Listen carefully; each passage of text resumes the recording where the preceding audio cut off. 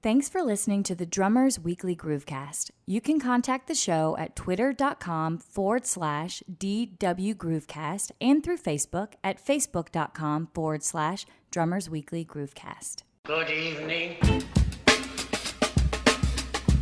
I am warning you right now, if you touch my drums, I will stab you in the neck with a knife. Ain't a boogie.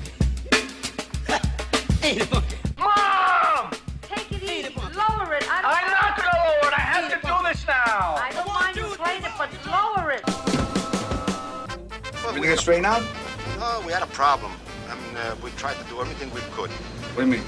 Well, you know what I mean. Next! Little trouble there. You're rushing. Yeah, well, you know, that's just like your opinion, man. Yeah!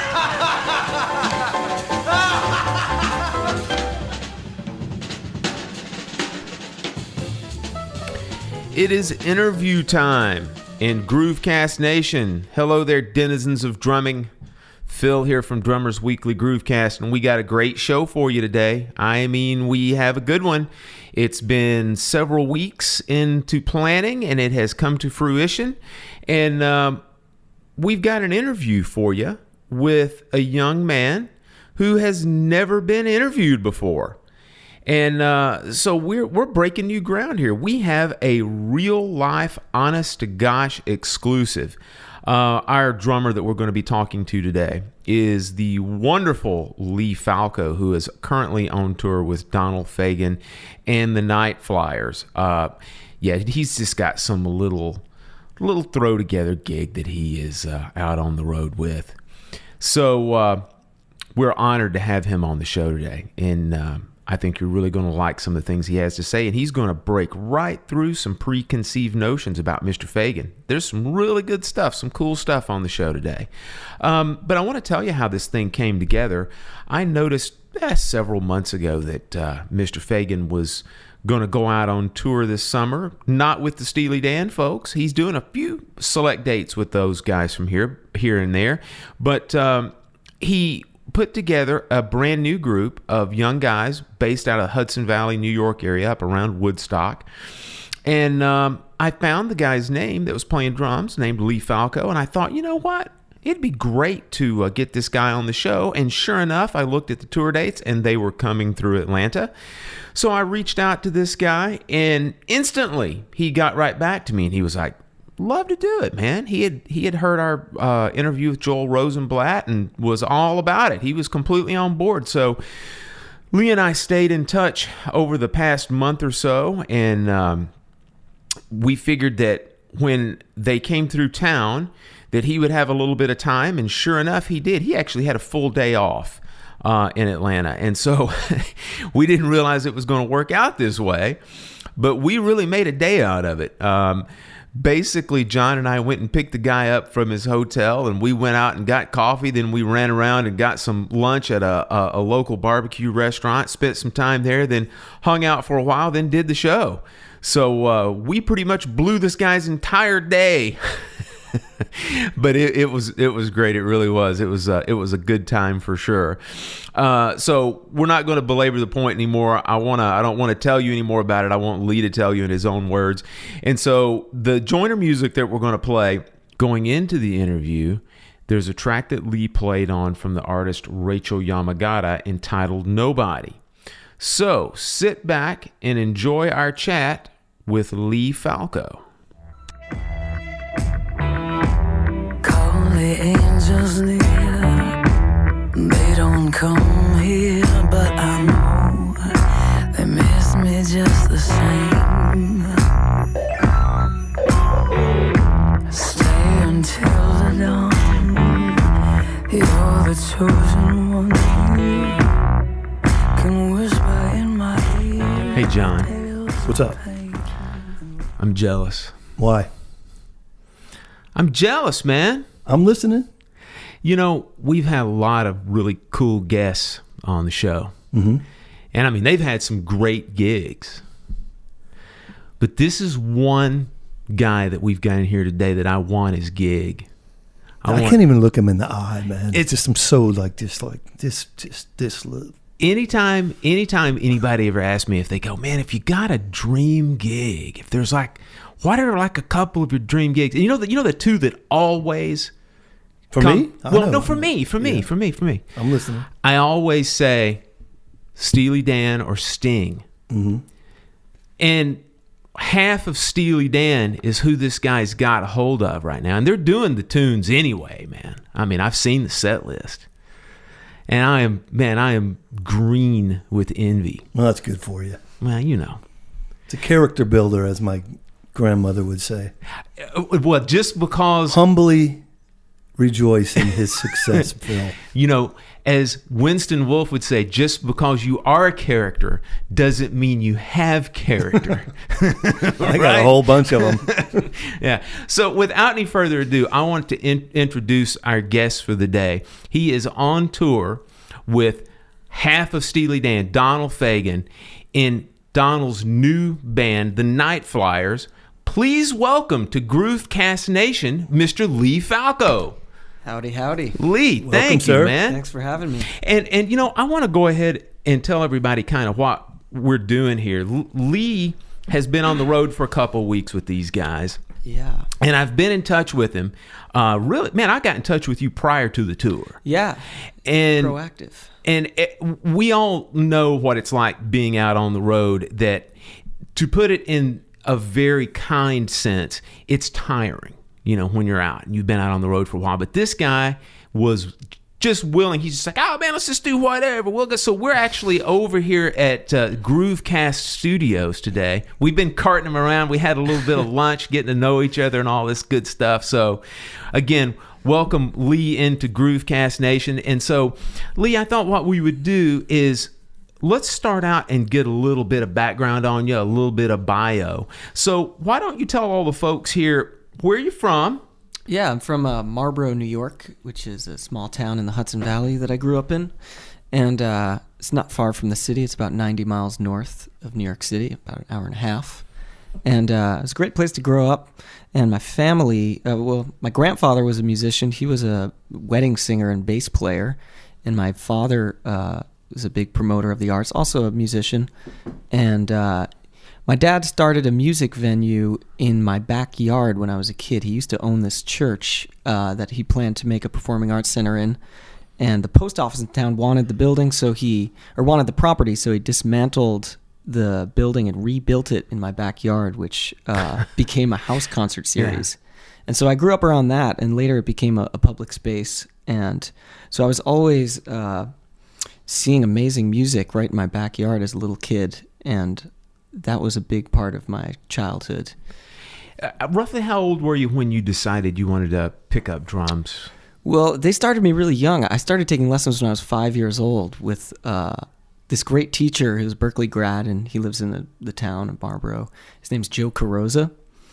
And so that was, you know, for me, like I was taking lessons weekly from 5 to 15 with the same teacher. And so like just doing that made playing really second nature for me growing up. Sure. With a guy like Joe, who was a Berkeley grad, he had obviously gone through all of the academic and pedagogical stuff that you would have to get through a school like that. Do you remember the things that he had you work on even when you first started? It was really well-rounded. You know, he taught me to read. We played along with music. Joe's really a master teacher, you know, apart from being a master player. He was really good with just, you know, getting me to learn and getting me to play. Yeah. Do you recall, were there any particular methods that he had you work out of? Like, you know, there's some of our Bibles of drumming are like these books like Stick Buddy Rich Control. book. There you go. Well, yeah. Well, we have a little story about that, don't we? That guy asked you about if you knew Ted McKenzie. Yeah. He was asked to revise those books. Yeah. So he probably ended up with his revisions. Yeah. Yeah. Mm-hmm. I was so young, and I haven't opened that book in so long. Yeah. I don't even remember what it looks like. You're way ahead of me. Yeah. I mean, what a weird set of circumstances to bring that full circle. Yeah, it doesn't surprise me. You know, just again, it's a small world, man. This music. Yeah. Stuff. I know. It always illustrates a bit of the brotherhood there. Yeah. He wrote the he some guy owned the rights to the books, and he out of the blue approached him, like literally saw him on a gig and said, "Hey, will you revise these books? They really need some help." Wow. So he just said okay and did it. And he lives not far from you. Yeah, he was in Albany. He did. He Ted wasn't. McKenzie. He's here now, but He was in Albany, and now he lives just about 10 miles west of here. Oh, cool. Yeah, yeah, and I just met him just a few weeks ago. So yeah, he's kind of new on the scene. So as far as the teacher, the Joe Carozza, yeah. Was he pretty, into like the rudimental background, the foundation, and all that initially, or did he let you kind of run with your preference, or?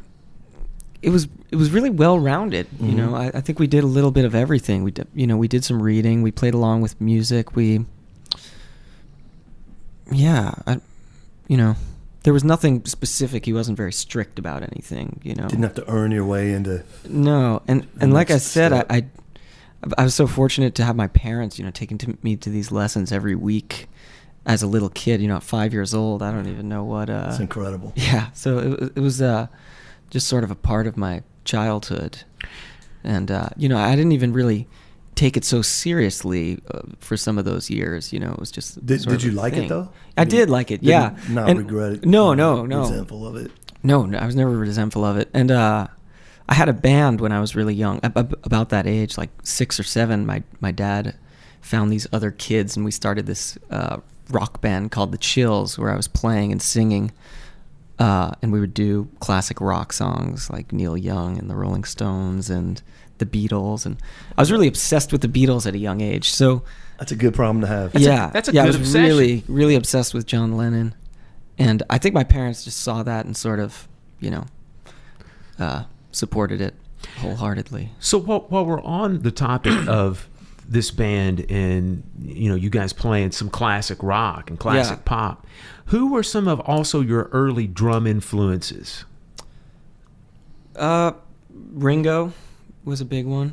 Then I started getting into the Who and the Rolling Stones and Led Zeppelin, and so pretty much the Ramones. I like the Ramones. Yeah. A lot of classic rock, Jimi Hendrix, so all those guys. That's a pretty good foundation, sir. I'd say, yeah, it's a good start. When you were in school, did you go to public school? I did, yeah. Did you get involved in any of the band programs? I was already playing drums and had a band at 7 years old. So by the time I got to middle school, I think is when you start concert band. I played the saxophone. You start fifth grade. Fifth grade, fifth grade.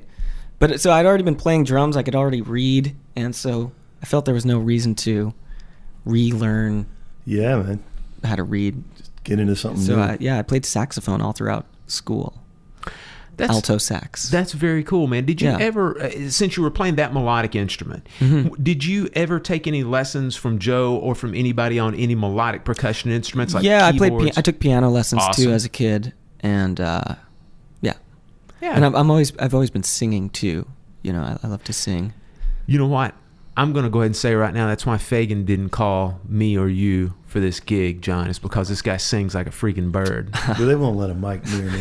I figured out that I don't sing that bad. It's just my Tourette's sort of thing where I'll just berate people, like Keith Jarrett might.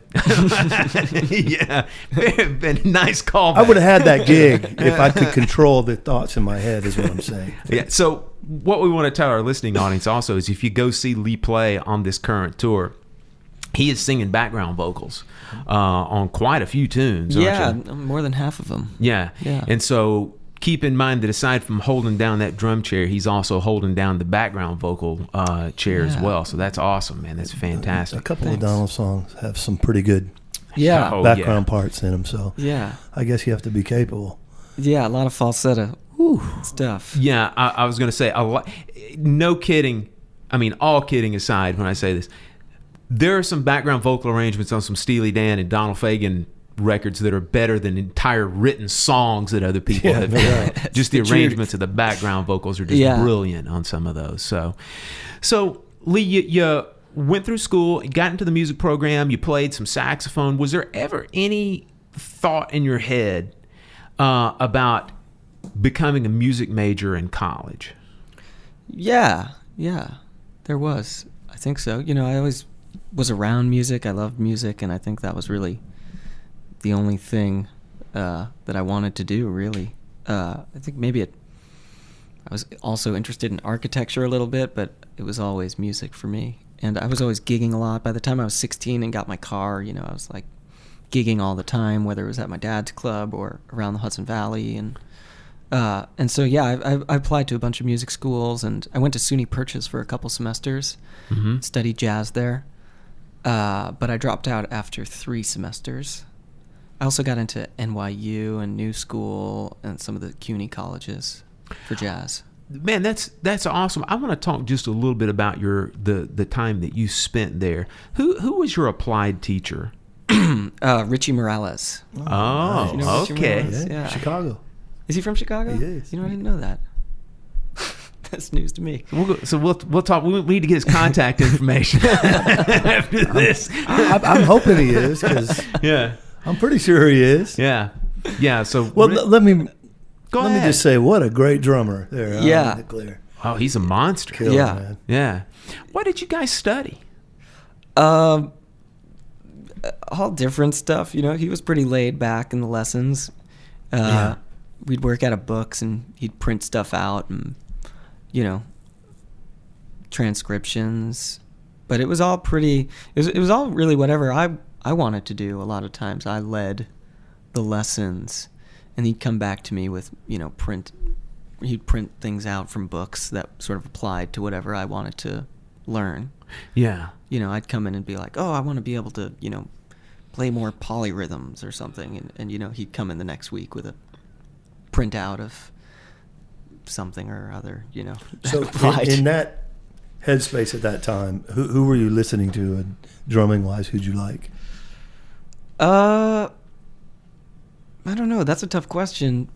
At that point, I was being subjected to a lot of jazz through the Right. college, and I was never really like a giant bebop fan. I grew up listening to classic rock, and I've always loved singer-songwriter music.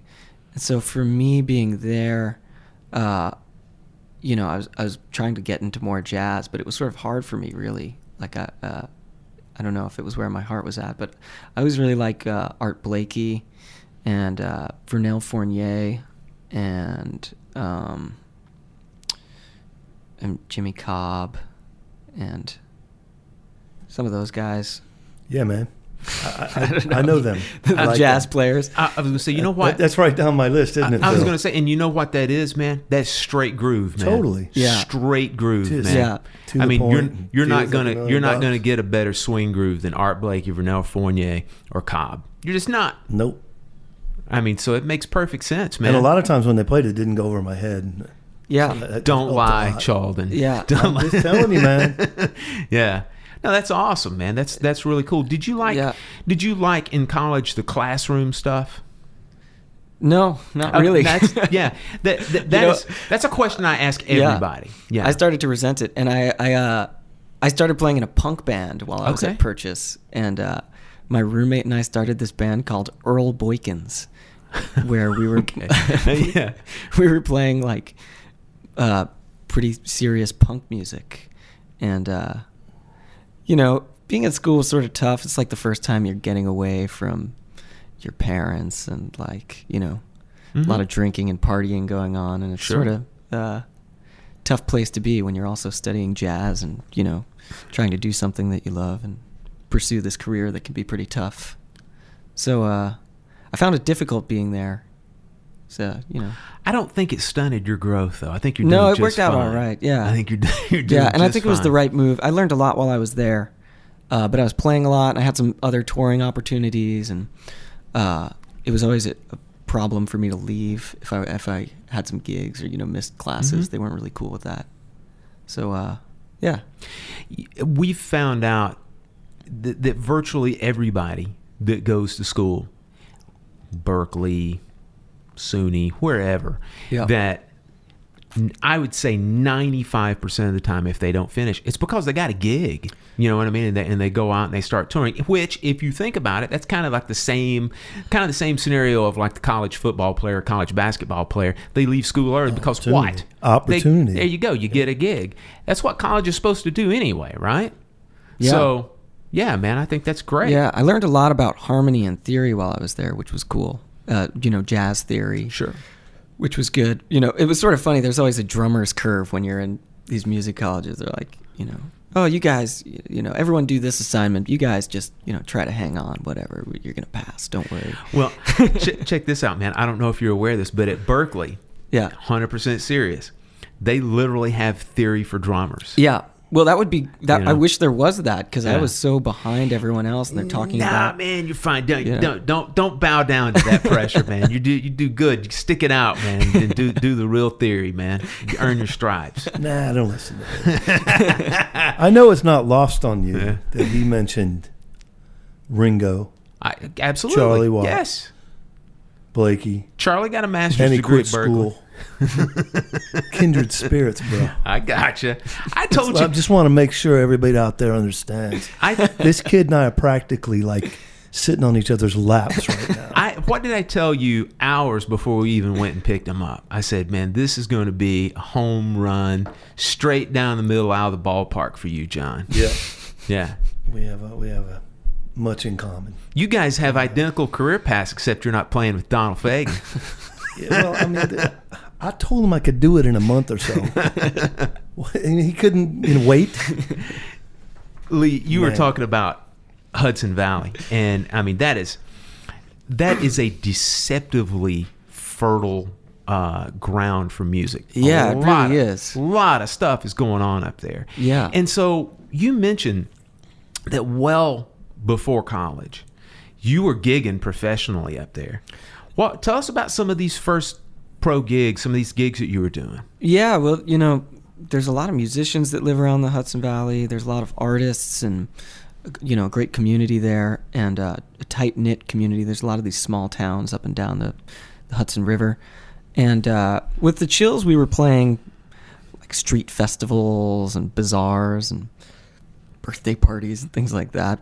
But then as I got a little older, and I met Connor Kennedy, who's the guitar player with the Nightflyers. We started playing in more bars around Woodstock and Saugerties, which has an amazing history for music. Obviously, the Woodstock Festival wasn't in the town of Woodstock; it was about an hour and a half away in Sullivan County. But the town of Woodstock, there's a bunch of venues and close to New York City, so occasionally I'd go into the city, but not much until later. As I started playing more professionally. But yeah, there's a lot of clubs and there's money to be made up there too, which is nice. There's bars that would hire bands and pay the bands, and in a lot of ways I feel like the scene in the Hudson Valley is better than New York City, as long as you have a car. I was going to say, I think there's a lot of truth to that, man. Yeah. Absolutely, there's a lot of currency in that because, I mean, when you take into factor, as you said, the economic aspect of it, and then if you do live in the city, I mean, it's a zero-sum game unless you've got a huge gig. I still haven't gotten past load-in. Oh, I know. Yeah, it's got to be easy. I got a triple, I got a triple park out here, and then I got to load in, then I got to drive for 30 minutes until I can find a free parking place on the street, or all of a sudden all my money for the gig is gone into parking. Yeah. It's tough, man. Yeah. That sounds awesome. Yeah. And then, I mean, just trying to live down there is a nightmare for me. I mean, I guess I'm spoiled having grown up in the Hudson Valley and always had space to practice. Man. Yeah. Something you take for granted in the city, it's going to cost you $600 a month to get a practice space. Yeah. Maybe that's an exaggeration, but well, maybe not. At least $600 to park your car. Yeah. Yeah. And that's a bargain. One of the things that we have to touch on that we talked about briefly prior to turning on the microphones, almost everybody that knows anything about that area up there knows about Levon Helm. Yeah. Yeah. And you were privy to see one of his concerts, one of his out in the barn. Yeah, I got to go to a ramble, and Stanton Moore opened that ramble too, which was cool to see. But yeah, I saw Levon once. My dad took me to see him when I was much younger, which I didn't really remember. But Connor, my buddy, started working at the barn when he was about 16 or 17. and he got me some tickets, and I took Joe Carrozza, I remember, and we saw a ramble, which was incredible, and Levon's always been one of my favorite drummers and singers, and that was really cool to see. And later, after Levon passed away, we started playing at the barn, and so I'm really glad that I got to go to a ramble that Levon played, and I got to shake his hand, and I wish I got to hang with him more, but it was cool just to have. And then in turn, you've become pretty connected with a lot of people that, from the barn and that staff and what have you. Amy Helm sort of took us under her wing, and she would have us back up. She had this residency called "Oh to Be Home Again," and we were the house band there for maybe 7 or 8 shows, and she would have all different guests from around the Hudson Valley and beyond come, and we got to back some amazing people there. John Sebastian came, and he was at a bunch of them. Graham Nash we played with. Donald, that's really where we met Donald. Donald is Amy's stepfather. And so, it was Happy Traum and all sorts of people that awesome. Are up there in Woodstock and around. So that was cool. Man, we've already talked about a couple of your buddies that are just instrumental in your musical growth and that you're actually out on the road with right now. Yeah. And I want to talk about those guys because you've had an association with these guys for years. These are not something that just happened over the last 6 months and all of a sudden you're out on the road with Fagen. And you've already mentioned Connor Kennedy. Tell us about also Will Bryant and Brandon Morrison. Yeah. So, Connor and I met when we were about 15. And that's okay. We started playing together, and we had a band. It was always called the Connor Kennedy Band, and there was a younger bass player in that. And then we started playing with some older guys. Jeremy Baum was playing organ in that band, and this guy Kyle Esposito was playing bass. And those guys were really cool to play with. They were like mentors for me because they were older, seasoned players, and we were playing in a lot of bars. And I also started playing with this other guitar prodigy named Miles Mancuso, who actually used to he was living here, I think, a year ago. Did you ever come across him? Miles Mancuso. You go to school down here? No, he was just living down here playing. I don't know how often, I don't know how much he was playing. I think he just moved to Nashville, but he was a great player, man. He's a really great guitar player, Miles Mancuso, especially at a young age. He was like 16. He was burning on the guitar. And I started playing with him, and Brandon was in the band playing bass, Brandon Morrison. And we became fast friends, and then soon Brandon started playing with Connor. We started all playing together with Miles and Connor, and Connor's things started taking off, and that's when we started playing Woodstock at the barn, and we did this cool residency called Cover to Cover, where we were playing full records all the way through at the Bearsville Theater, and right before that, Will came into the picture, and Will moved from Austin, Texas. And his uncle is Byron Isaacs, who is in Levon's band and is currently in the Lumineers. And so Will came into the picture. It's funny, Will came to the barn. Will wanted to move out of Austin, so he was driving around the country looking for cities that he liked. And he came to Woodstock and sat in at the barn. And we were leaving to go on a tour opening for this band, Sister Sparrow and the Dirty Birds, with Connor. And, Will was around our age and played great keys and sang great. And we said, hey, what are you doing the next couple weeks? You want to come in the van with us and play in our band? And so with one day's notice, he jumped on the tour. And that's when we came down and played Smith's Old Bar in Atlanta here. Carried his B3. Carried his B3. Back steps. Yeah. Yeah. So that's how we met Will. And then from there, we started playing together all the time. We sort of became a house band around Woodstock, and we'd back people up. We'd get gigs backing Jay Collins, who's a great sax player, also is in Levon's band, and is in Greg Allman's band, was in Greg Allman's band. This residency cover to cover we did probably around 2013, I think it was 2013 or 14, but every month we would do a full record at the Bearsville Theater, which is a great historic theater in Woodstock that Albert Grossman built. And the first one we did was All Things Must Pass. Then we did Blind Faith. Then we did The Meters. And we didn't make it through the whole year. They did Radiohead, The Bends, and Neil Young, Stars and Bars. And that was it. Yeah, it's nice, man. But Yeah. that was a great experience. We were getting good at like learning records note for note. I know I learned a lot from doing those residencies and learning the parts of some great drummers, and that definitely helped getting into the Fagen thing because there's a lot of that going on those records. Isn't it interesting how that stuff, by happenstance kind of comes around full circle, that you learned these records note for note, and now all of a sudden this current gig that you've got, man, you are covering some of the world's greatest drummers on some of the world's greatest drum tracks. Yeah. And just some of the videos, like I was showing John a couple of things, man, you are nailing some of those parts, man, like on Josie, like some of those signature Keltner fills and stuff on there, man, just some of the great nailing the grooves, like on the chorus, the offbeat ride thing that you're doing. Oh, thanks. Great, man. Yeah, I love Jim Keltner. He's one of my favorite drummers. And what's your favorite Jim Keltner record?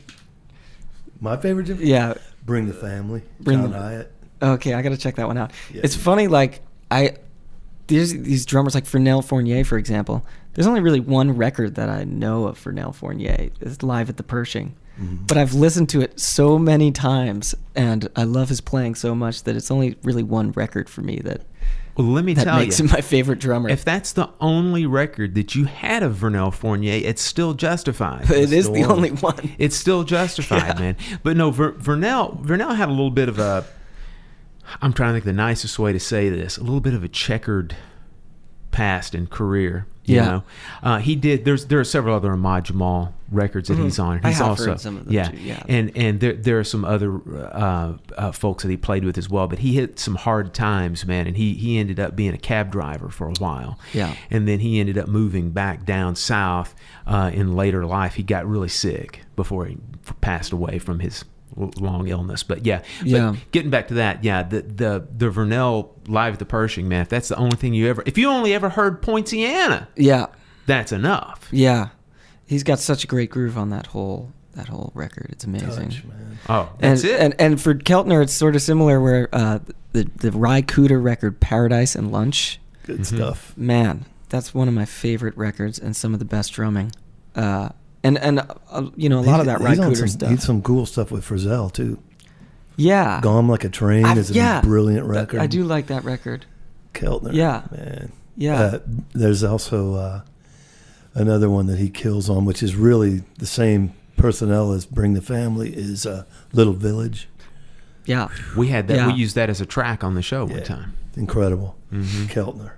Yeah. Hey, let's get back to talking about Lee, because I might not. I might stay off track here if we keep talking. No, about I like Jim. talking about Jim Keltner too. But Man. yeah. So,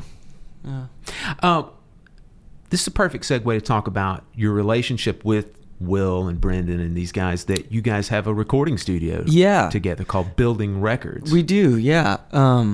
So the space that was the house concert series that my dad owned moved in 2009 to a public venue called the Falcon, and it's a great venue in upstate New York. You could check it out at www.liveatthefalcon.com, and he has amazing shows there 5 nights a week. And he had just opened a second venue downstairs called the Falcon Underground, which is more like a pub, less of a listening room, but it's a great spot too. And so now he's booking like 500 shows a year there. Ooh. There's music there every night, and it's in this tiny town of Marlboro. It's really amazing what my dad does, and there's never a cover there. Anyway, I got off subject of here, but so the building is what we would call the house concert space, which used to be the Falcon around my house. And after college, I moved into the building, and it's a separate structure on the property. It's really beautiful. It's a lot of wood and big cathedral ceilings, and I was living in there and doing rehearsals out of there, and started getting into recording. That was another reason that I left Purchase, was that I really wanted to learn about recording and producing, and so that's what I started doing in the building. And Brandon and Will started coming into the picture and really helping with that. Brandon went to school in St. Rose in Albany and studied music production, and so he's got a good sense of the equipment and engineering, and so I learned a lot from him and just started buying and collecting gear. And there were a few people that really helped me with equipment Byron Isaacs and Peter Cole. I have a band with them I'm in their band called Lost Leaders. And they started recording there, and they left a bunch of equipment there that really helped me out a lot. And from there, it just sort of took off, and we've been producing records out of there. We've maybe done 5 or 6 records in the last year. And one of them is by Kyle Miller. It's called Little Nothing, which is a good one to check out. That was produced by Brandon, me, and Will. And we've sort of been going under the name The Package. And we've been like the house band out of the studio. Another one Brandon and I produced is Willa Vincitor's record. It's actually under Willa and Company. And it's called Better Days. That's a cool record that we did and is charting on the blues charts right now, which is great, cool. man. Yeah. And a few other things, here and there. And the space has just been functioning. And, there have been a few records that we just rented the space out for. And, Will and Brandon produced a record. And it's sort of just become our home base, this unit, Brandon, Will, Connor. And there's a bunch of other guys up there in the Hudson Valley who are real close friends. And, it's a collective. It's like our, stuff. That's awesome. We got our road cases in the basement and all our gear upstairs, and we all just collect instruments. And so there's all sorts of stuff up there. There's a Hammond B3 and a Whirly and a Rhodes, and I got all these drums that I've been collecting, and Brandon's got all these basses, and I just got this Soundcraft board. It's a 36-channel Soundcraft Sapphire, and we're running Pro Tools, and there's some nice outboard pre's and compressors and some nice microphones, and we've just been slowly accruing gear. So do you like the engineering side of things? Are you getting really into that? Yeah. Cool. We all sort of share that. Mm-hmm. And you just dive in and we just do it. Learn as you go. Pretty much. Yeah, I was never, formally taught, but I started with a little M-box like we got right here. And I mean, the room is so great that people would come in and go, oh man, I got this thing. It's just sitting in my basement. You should take it. Or I got these microphones sitting around. You want to borrow them? And from there, we just started doing it and started saving up money. And now we got some nice stuff. We got a nice Flea microphone. And it's a shame that hack has you out on the road right now and won't allow you to get back to the studio to do some real Tying work. these young creatives down. I'm telling you. Yeah. Got the golden handcuffs on this guy over here. Rehashing some old minor hits and ridiculous. I think it's time to tell him that we picked this guy up from the Four Seasons. Why don't you go ahead and take off the tour, do the rest of the tour, and we're going to get him on and let him be creative. Okay. Your dream comes true, Done. and he gets to... It's a win-win for all of us. He becomes the next T-Bone Burnett or whatever. I'm working on it, man. I would trade that in to do that. So, Lee, let's get to the big topic of the day. Let's talk about Donald and how did the gig with the Nightflyers happen? How did it come about? Yeah, like I said, we had done some of the stuff with him at the barn, and there's also this benefit that happens once a year for Family of Woodstock, a charity in Woodstock. That's a Bob Dylan benefit. And we were the house band at that the last 2 years, and Donald came and played at. And so we had played with him a dozen or so times around Woodstock, and Connor had become pretty good friends with him. Connor sat in with the Dukes of September at the Beacon Theater, and I just stayed in touch with Donald. And at one point in this past winter, around December, actually, even before that, Connor had mentioned something about doing a Donald residency at the barn, and it fell through. And then, in the winter, he called and was like, yeah, Donald wants to do a tour. And when he first suggested it, I didn't really believe it. So I just remember sort of being like, yeah, okay, well, that would be amazing, man. That would be great. We'll see. And I went on a trip to India with my girlfriend not long after that phone call came. And then, while I was in India, Donald sent a bunch of tunes for us to learn. And so I was, in these little hotel rooms in India with my headphones on, trying to learn how to play the groove of Greenflower Street and all these other songs. And it's just funny. It was sort of stressful the whole time I was there because I had this, audition with Donald Fagen lingering over me this whole trip. But it was still an amazing trip. I highly recommend traveling to India. Anyway. Well, let me ask you this one. This is the question I always ask everybody that goes, did either you or your girlfriend get sick over there? Not really. You're the only people I know that hasn't gotten sick. You know, it was like every time I ate, I felt sick, but I was just like, I never got deadly ill. Yeah. You know, I would just have a grumbly stomach after every meal, but I got more and more used to it. Bananas helped with that. Yes. Yeah. So anyway, when I got back, we met at the barn and we did an audition sort of with Donald, and he had booked we had one day booked, and then the day before he said, let's do the whole week, which was a good sign, and we got in and we played Greenflower Street with him once, and he said, what do you guys want to do a tour this summer of Europe and Japan? And we're like, yeah, that would be amazing. And so that started it, and it was funny, so we had 4 days of rehearsal audition blocked out, and the first one we had learned maybe 4 songs he had sent us. And after the first audition, when he asked us to do the tour, he said, okay, so let's meet back here tomorrow at noon, and maybe we could try Kid Charlemagne and Hey 19. He just named off, like 5 Steely Dan songs. I was like, all right, see you at noon tomorrow. And so, you're just cramming that night. We just went home and barely got any rest. Just like learned some of the most iconic songs, and I had already known them, but I'd never played them before, and some of them I didn't know really, to be honest, or I'd maybe heard a couple times, and so we started cramming these songs, and over the next couple months we did a bunch of rehearsals, and it takes us to now, and we're on we played our 8th gig last night. Awesome, man. Yeah. To take just a quick step back, this guy Fagen he is legendary in a lot of different ways. Yeah. And he's also legendary from just everybody has a different story about his personality. And tell us what it was like the very first time that you met him and spoke to him. What was it like? I think the first time we played with him was at a Bob Dylan benefit, and I think we played Ballad of a Thin Man with him. It's hard to remember now, but at those sort of things he was particularly laid back because he was just one of a bunch of guests, and it was a house band, and he's sort of shy. Mm-hmm. I remember the first time I talked to him, we were in the green room, and I said, I was just trying to make small talk, and it didn't really work so well. I was like, yeah, so you going on the road this summer? And he was like, yeah.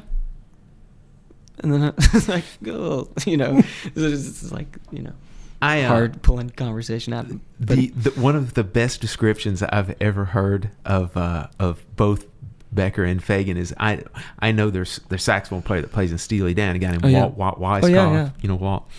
And I remember I was hanging out backstage with him one time when they were playing here at Hi-Fi Buys Amphitheater, or Lakewood Amphitheater. And I asked him the same question, and Walt goes, let's just say that neither of them suffer any fools. Yeah. I thought that's probably a pretty good description of those guys. So now when it came to getting this gig and inking this gig down to where you knew you actually had it, did you do all that with Donald, or did you get the call from management? No, it was all with Donald. That's very cool, man. Because that doesn't happen ever. Yeah. There was never anyone from management at any of the rehearsals, or he's managed by Irving Azoff, who's so it's pretty big up there in the management office. Even just like as far as arrangements, pay, all that, it was all Donald just said, here's what's happening. Sort of. Well, it sort of worked out where Connor was the liaison for the band. Gotcha. Because Connor was closest with Donald, and that's always just seemed to be easiest because we're all friends, we're all peers, and so we're all going to make the same amount of money, and so it was there was a little negotiation, but they offered us a good amount, and for us, it's like a dream opportunity, and we didn't want to mess anything up, but we're he's treating us great, and we're staying at nice hotels and buses, and for us it's a dream come true, and So yeah, there was not much. It was never really weird. At first, it was like we knew about the tour, and Donald, it was just Donald saying, "Okay, you want to do this tour," and maybe like 4 months went by where that was all we had. Just hopefully it's gonna happen. Yeah, like nothing more. No, not even a money discussion or anything. Like we were just waiting for, okay, like what are the dates? What are the, it was like, are we gonna sign a contract? We were just sort of waiting, and it was really strange at the time. And I remember not wanting to tell people because it didn't seem real at first, which was. It's not terribly solidified. And, yeah, it just seemed like it could fall through at any moment. And the European part did fall through. We were supposed to go over and do a bunch of festivals in Europe, and I think the classic East and West came up, which was a Irving Azoff promotion at the baseball stadiums in L.A. and New York. And so I think that's why the European thing fell through. But then we got all these U.S. dates, and so that was cool. Awesome. So is Connor the de facto MD music director of this, or? No. Donald is then, I guess. Yeah. He's hands-on. He's significantly more hands-on than I thought he might be then. Donald? Yeah. Yeah. He's always willing to compromise though, and we're always, throwing suggestions out there, and he's willing to change things and sort of, he goes with the flow. How long did you guys rehearse prior to going out on the road? We rehearsed a lot. We did maybe 20 rehearsals or so, and the first 10 were without Zach Chinikian, who's in the band, and we added him about halfway through, and he's not in the photos. You'll see the promo photos. Is that the saxophonist? Yeah, he plays sax and guitar and sings. Okay. And we were missing something. There's a lot of horn parts. We didn't have any horn players. There's a lot of vocals, and sometimes when there's tough rhythms going on, it's hard to do some of the singing for everyone. Uh-huh. And so Zach really brought the band together, and he's really versatile. He plays great guitar, plays great sax, sings great, and so he was added halfway through, and we were rehearsing at the barn in Woodstock, which was cool, Levon's barn. We did a lot of rehearsing. I always recorded the rehearsals, which was really beneficial for me, listening back to all of them. Was Donald at all those rehearsals? Yep. Man, if it's possible for me to be more impressed with Donald Fagen, I'm even more impressed now. But we did do a lot without him. Yeah. Yeah, we did. Just on your own accord? Oh, yeah, all the time. Yeah. We were digging in. Yeah, every day. Even if it wasn't all of us, Will lives close to me in Marlboro. Me and him would play together, Brandon. We would just, in any configuration, we'd constantly be playing the stuff without Donald. Yeah. So, yeah. So now the gig is happening, got through rehearsals, it's time to get out on the road now. So let's just talk about typical gig days when you're out. So you've got an off day, so you're hanging out with us. Poor kid, man, right? Yeah. So I gave him a tip for tonight. He'll forget it. He'll forgive us. So tomorrow's a gig day. Okay, you're already in town. You're already in Atlanta. Tell us what the itinerary is. Nothing too out of the ordinary. Probably sleep late and do some yoga.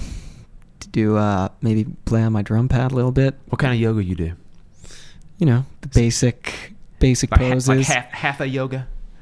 I don't know. Maybe I just do like freestyle yoga. I just stretch a lot, constantly stretching.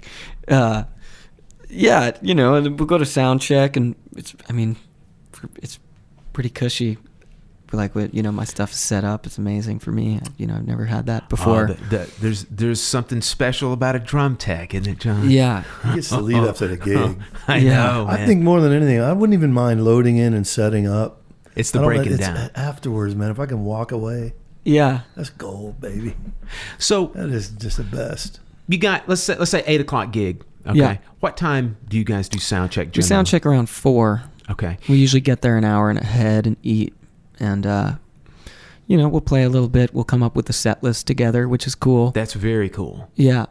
and we'll try some stuff. You know, Donald has been writing some songs, and we've been working up some of those in the sound check.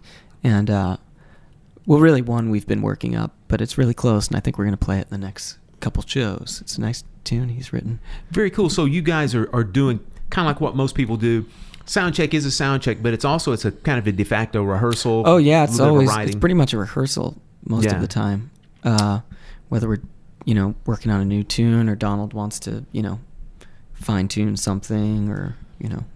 Man, one of the more, this is a quick thing, but it just made me think about it. We're talking about sound checks. One of the more interesting, probably the most interesting sound check I've ever been to was back about, what was it, John, about 7 or 8 months ago. We went over to Athens, and we hung out with Adam Deitch that plays in Lettuce, and he goes, man, come over to the sound check. I want you to come over to the sound check.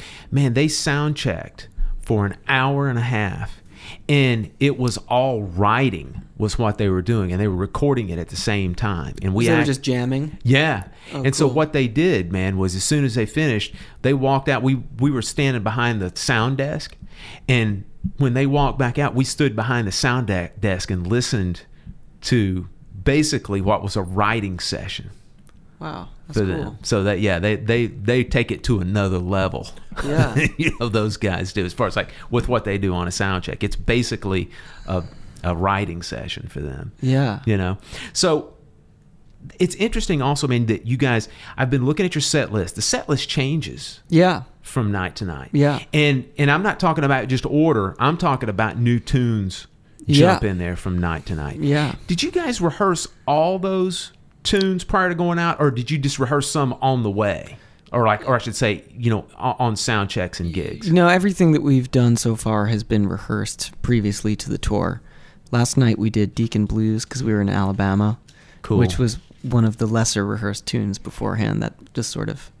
We did play it once or twice before the tour with Donald, and then it really just came together in the last two. We did it on a sound check in Florida, and then we did it in the sound check yesterday, and it came together all right. The vocals are sort of tough on that one. Mm-hmm. A lot of female, they're thick, high man. vocals, Mm-hmm. but it sounded pretty good. I was listening back to it today.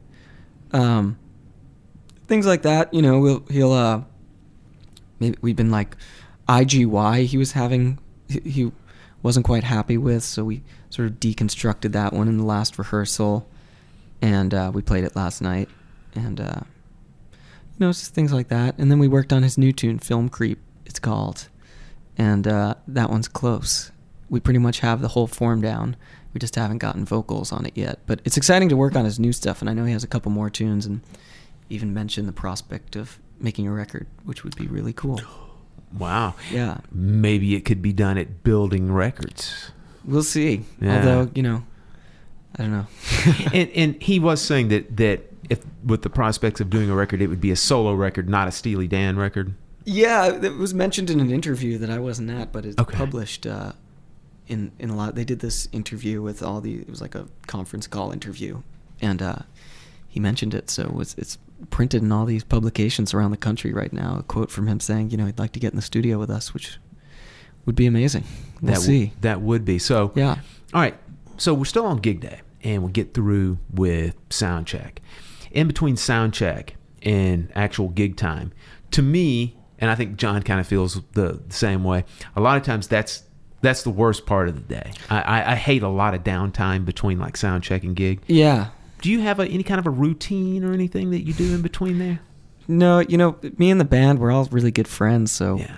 We all just sort of hang and goof off, and that's about it. It helps, man, when you like everybody. It makes a big difference. We're all in the green room, you know, like listening to music, or maybe sometimes we'll go over some stuff. Like yesterday, we were going over harmonies. You know, I practice on a pad. Cool. Eat chips and hummus and all right.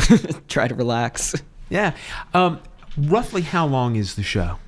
It's about an hour and a half, 16 or 17 songs.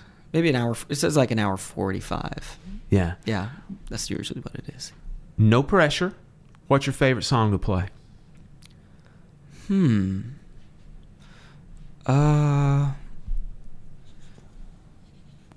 Well, I like playing Josie because I get a drum solo on it, and I feel like I'm getting better and enjoying taking drum solos, which is cool.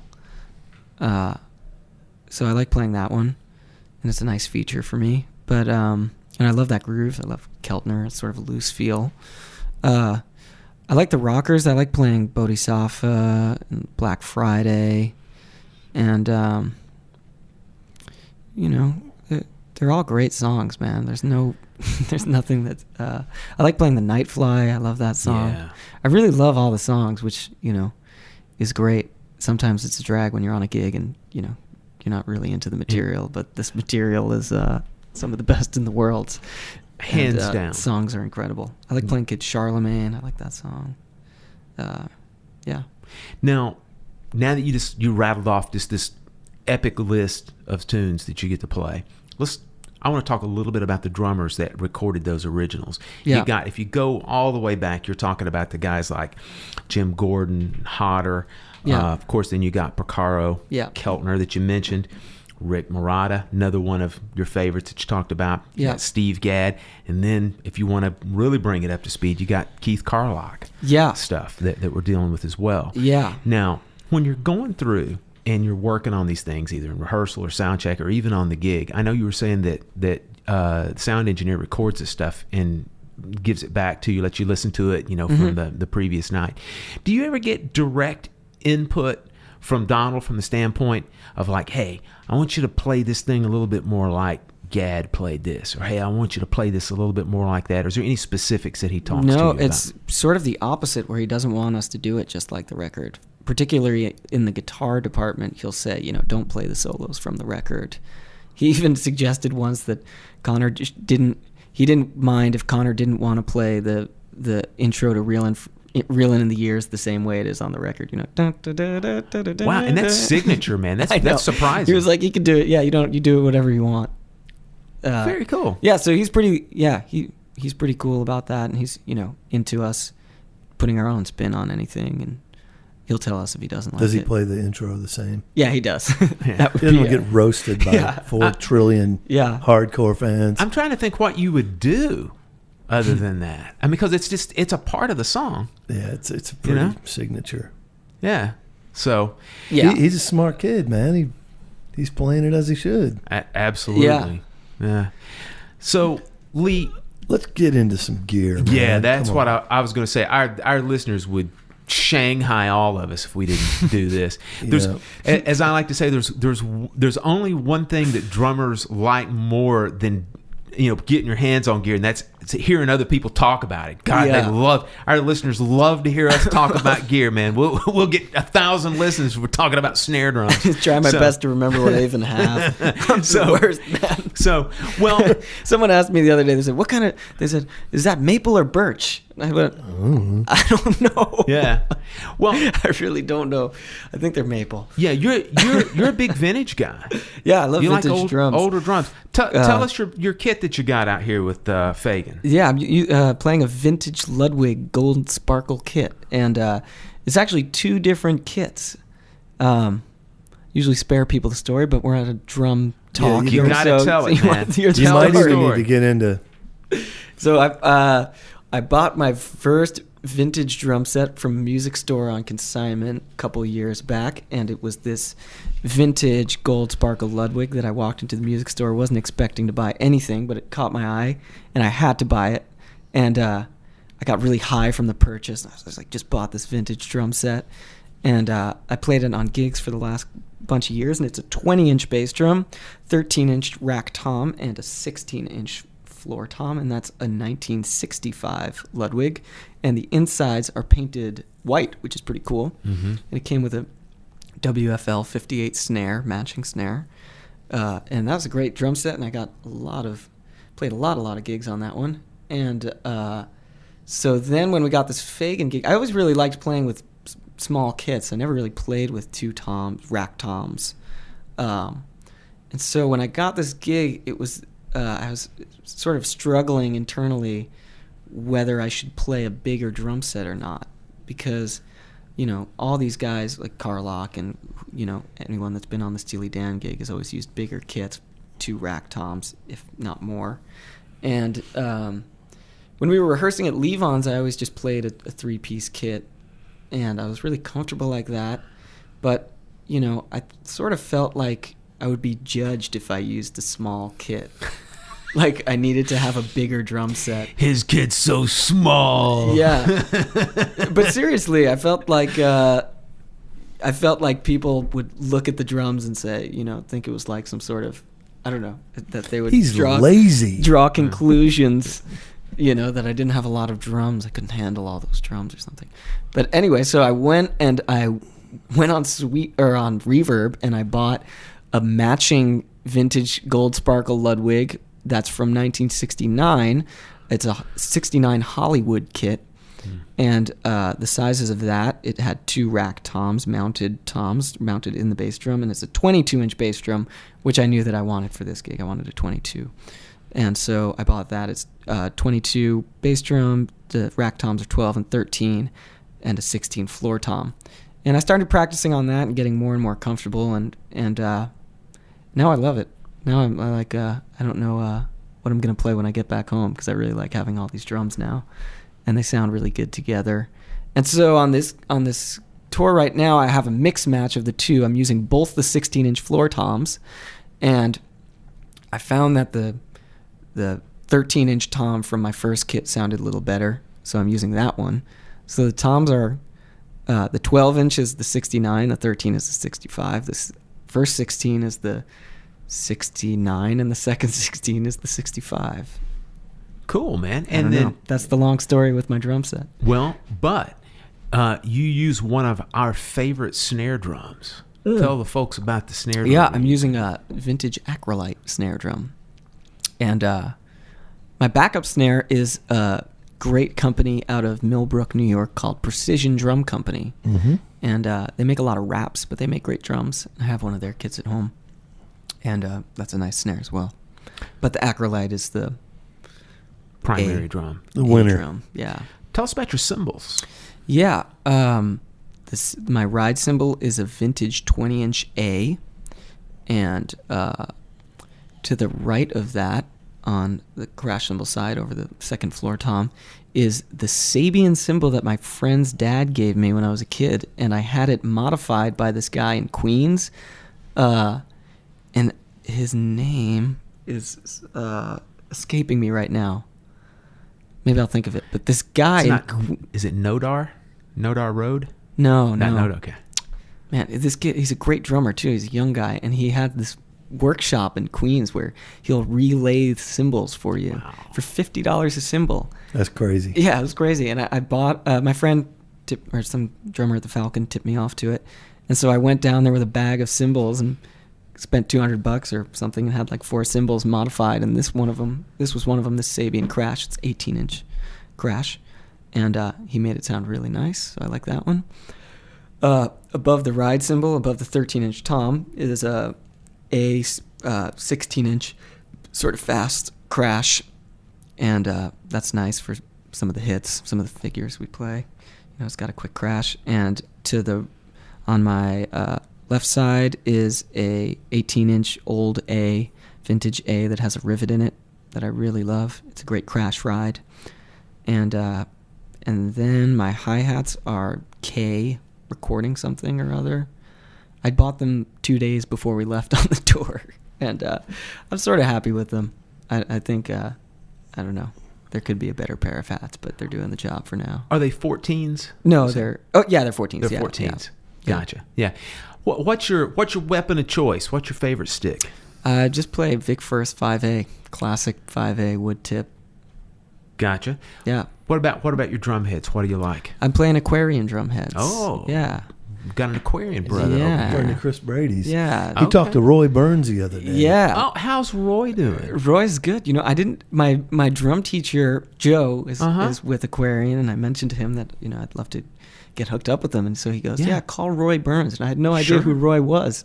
And I just dialed the number, and Roy picked up, and we chatted for like a half hour, and he's a really cool guy. And then I started watching videos, and he's like a real legend, man. I had some lessons with player. Roy. Yeah. Mm-hmm. And so, playing Aquarian heads. I have the Performance 2 ply clear heads on my toms, and a super kick. Super kick, something like that on the bass drum. Mm-hmm.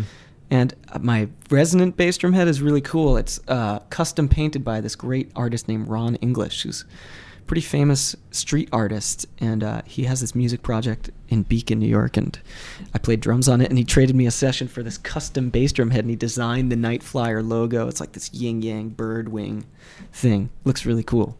I've seen it on videos. It's very cool, man. Yeah, I love that. Yeah. And that's the original on there. Yeah.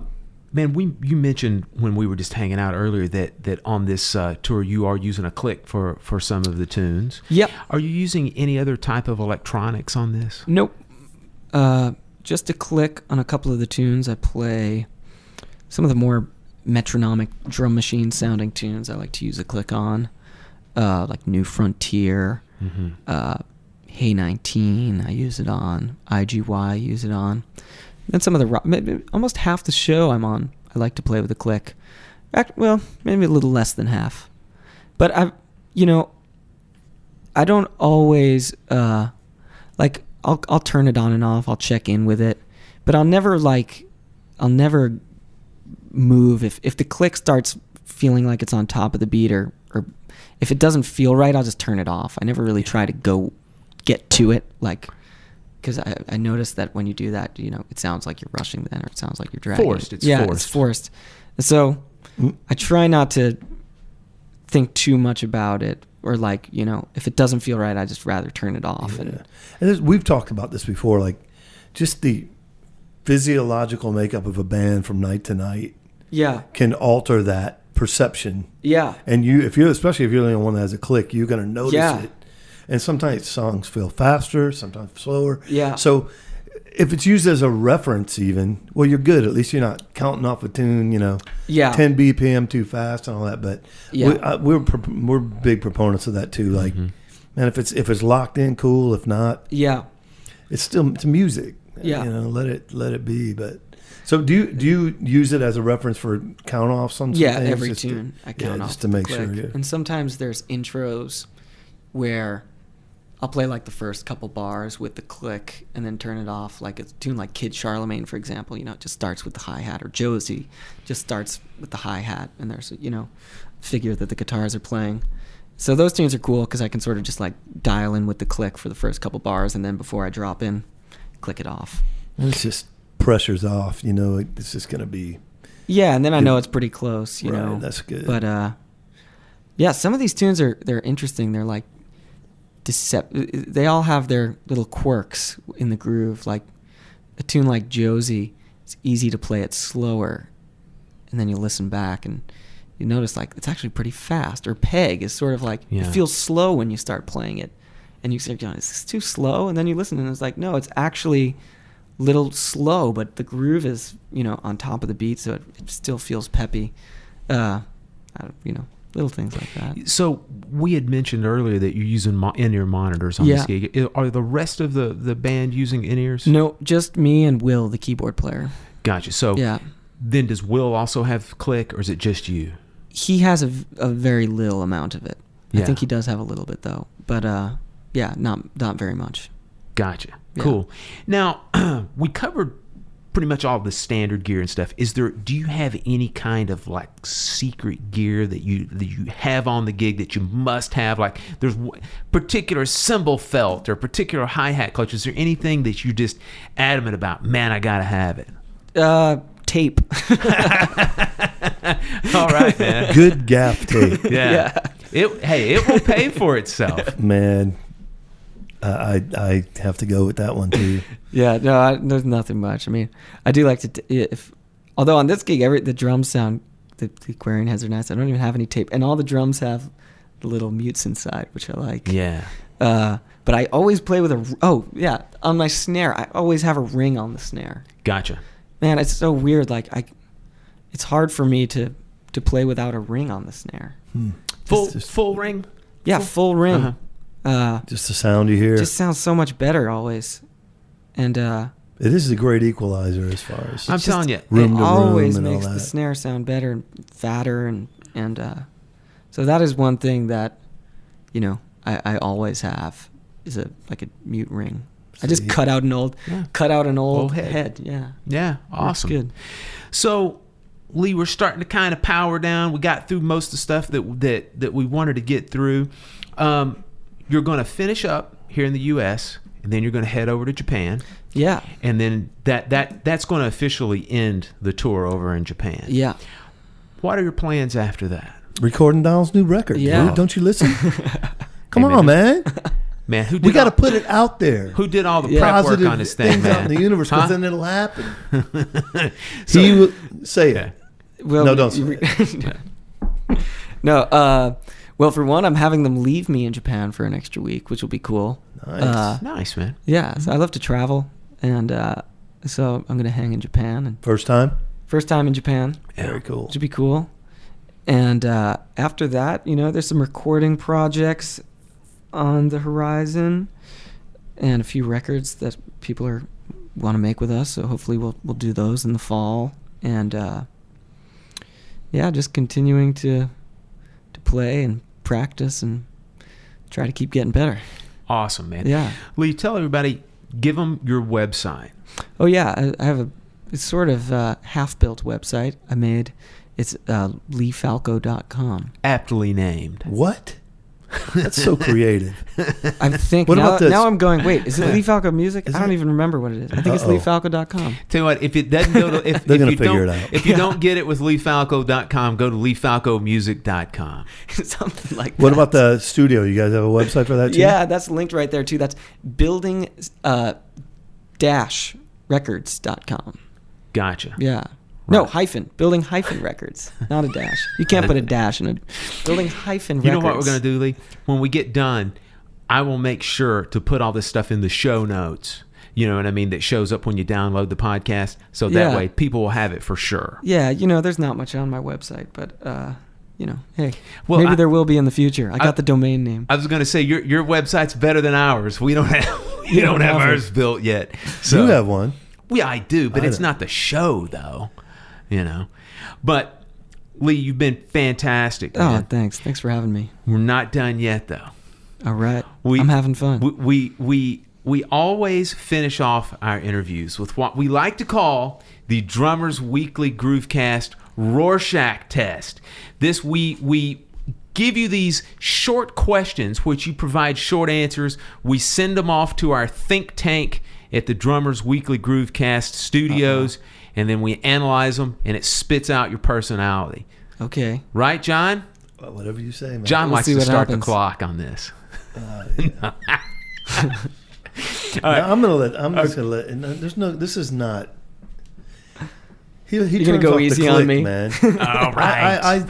I'm not gonna rush this kid at all, man. This is gonna be organic. Yeah. Don't worry, I'll take care of the rushing vintage part. Drums. Here's the interesting. Turn a click. This kid. I mean, I'm like.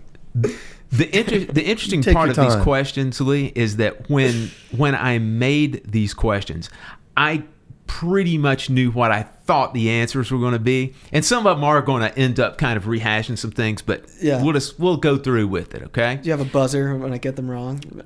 No, it's a shock mechanism on your chair. Yeah, man. okay. Yeah, it's right there. So, okay. I was wondering what these wires were. So don't think about these answers too much. There's going to be a couple in there that might make you a little uncomfortable. Just jump right in. Uh-oh. Okay? All right. All right, so here we go. Question number 1. Drumsticks, wood tip or nylon tip? Wood tip. PCs or Macs? Macs. In-ear monitors or wedges? Well, right now I'm liking the in-ears. We'll go with that. I'll go with that. Text messages or phone calls? Phone calls. Ooh, throwback, man. Dude, duh. I'm telling you. You should learn from him. I've been paying attention, dude. I know what he's going to... He's old school. We already know the answer to this next one, but let's go with it anyway. Vintage or new drums? Vintage. Snare drum, wood or metal? Wood. What is your favorite recording studio microphone? Flea 47. Up all night or up at the crack of dawn? Up all night. Elvin or Tony? Elvin. Drum heads, thick or thin? Thick. Coffee or tea? Coffee. Sports, love them or hate them? Love them. Part 2 of the question. Rangers or Islanders? Rangers. Name an underrated drummer. Tony Mason. Ooh. What's your favorite TV show? I don't know. Got me. John Oliver. Okay. Brushes. Wire or plastic? Wire. Knew that one. Barbecue. Pork, beef, or chicken? Chicken. What are you better at? Singing or drumming? Drumming. Favorite hobby to do outside of music? Travel. Last and $1 million question. Nightfly, Kamakiriad, Morph the Cat, or Sunken Condos? Nightfly. You passed, sir. That's Lee Falco, everybody. Yeah, that is Lee Falco. Thanks for having me. Oh, I'm going to adopt him. Dude, I've just decided. He's older than you. He's an old soul. Can't you tell? I'm still going to adopt him. Only because I think he's going to make a lot of money in a retirement plan. I mean, I like him too, but... Well, adoptions aren't cheap. I think he just... Well played, sir. He's going to send me an invoice. Yeah. Let me mull it over, right? Well played, sir. Lee, it's been an absolute pleasure, man. Oh, likewise. Thank you for taking your day off, man, to traipse all over Atlanta and come over here and talk to us for an hour and a half, with me, man. yeah. We really do appreciate it. Nice man. to see some new faces. Oh, absolutely, man. It won't be the last you've seen of us. Yeah. We're around. And for everybody who's out there, make sure you go out and see these guys play, man. Donald Fagen and the Nightflyers, they're playing in a lot of interesting towns. They're not just hitting the big towns. Yeah. Just before they got here, they were in Montgomery. They're going to end up being in Wilmington, North Carolina. They're going to Chattanooga. And, of course, they're hitting the big cities, too. Like they're in Atlanta tonight, and you guys are doing all the other, doing L.A. and all the other stuff. We're not doing L.A. We're doing LA? San Fran and San Jose. Yeah. We're doing Salina, Kansas for all your listeners out there. Wow. In Salina. I'm sure we got a few out there. Yeah. Yeah. We got a ton Check in it San out. Francisco, man. We're in San Francisco at the Masonic. Oh, that's a great venue, man. Yeah. Yeah. Awesome, man. All right. Well, Lee, say goodbye to the good folks of Groovecastistan. All right. Adios. You're silly. All right, guys. Thanks, man. All right, Thanks. Lee. Take care, buddy. Bye-bye. Bye. Once again, a big thanks to Lee Falco for letting us take up his entire off day while he was here in Atlanta. What a good sport. We dragged him around all over the city. So we wore him out more than he would on a normal day when he was working. But if you get a chance, please go see these guys. Go see Donald Fagen and the Nightflyers. All the reviews are off the chart positive. You see these reviews saying Donald Fagen is re-energized with these young guys that are playing with him. Never been more true. No fake news there, folks. So go out and see Donald Fagen and the Nightflyers. They're coming to a city near you, and that even could be these small cities, these underserved cities that we like to say. So please check the Donald Fagen tour dates. And also, folks in Japan, keep an eye out. We have listeners over there. Donald Fagen and the Nightflyers are going to be visiting you as well. So please check your local calendars and go out and support these guys. Also, speaking of support, don't forget to go by leefalco.com. There's just more information about Lee, and it also has a nice link to his recording studio, Building Records. And on there, you can see some of the different recordings that Lee's played on and some of the other different records that were recorded there. So please go by there and say hi to Lee. He is a very, very friendly, affable guy. And if you have to say so, if you want to say something to him, he'll get right back to you. He's a great guy. All right.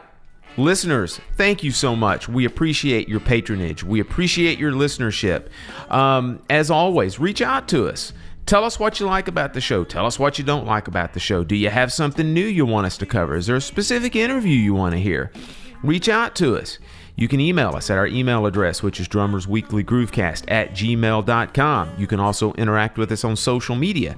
We are at facebook.com/Drummers Weekly Groovecast. And if you want to tweet to us, you can tweet to us. We are at DW Groovecast or twitter.com/ DW Groovecast.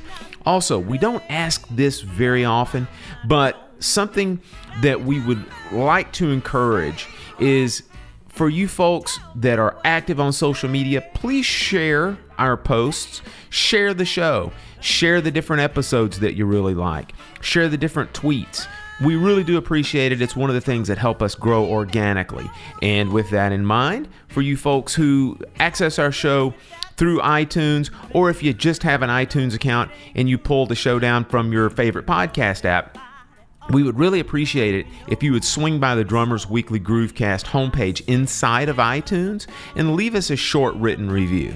We really do appreciate it. And just as a side note, it actually gets you registered as well for our next contest that we're going to have. We like to do these drawings from time to time, and we normally make registration through iTunes. So it helps us in a lot of different ways, and will help you as well from the standpoint of being registered for our shows.